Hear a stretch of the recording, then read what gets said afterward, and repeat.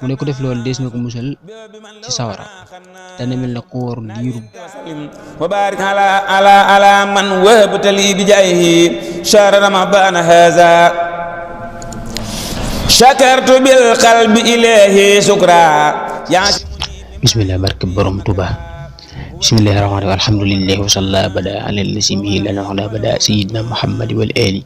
wa sahbihi zawina ali wa saddi lisani nawir jinaani saf amani wa sibray assalamu alaykum mbokk yi di teewlu ñu DK TV ñu ngi leen nuyu di leen siyaara fas yéene dikk ak yéen ci li nga xam mooy naafilay bis bi guddik ñaar fukkeel ga ak juróom benn guddik ñaar fukkeel ga ak juróom benn ku ci julli fukki rakka bu jëne mu jàng ca faatihatul kitab benn suratul qaari'atu benn yoon suratu ixlaas juróom yoon mu ne ko def loo ngeen lu julli ga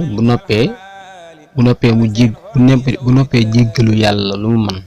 gannaaw julli ga daal gannaaw saa su jullee loole ba pare mu toog jéggalu yàlla astaghfirullah alazim lu mu man mu ne ko def loolu dees na ko musal ci sawara dana mel ne ku woor diiru jamono jépp te dees na ko ca bindal tuyaaba ju toll ne limu biddiw yépp ak xobi garab yépp ak tuyaaba ju fees diggante asamaan ak suuf te bu dekkee dees na ko boole jibril ak mikail ak israfil ak israil ñu bunge ko ba tabbal ko ajjana lu muy gënee la julli tàggatoo génn foofu ba weneen yoon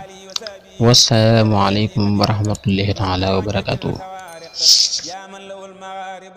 رمضان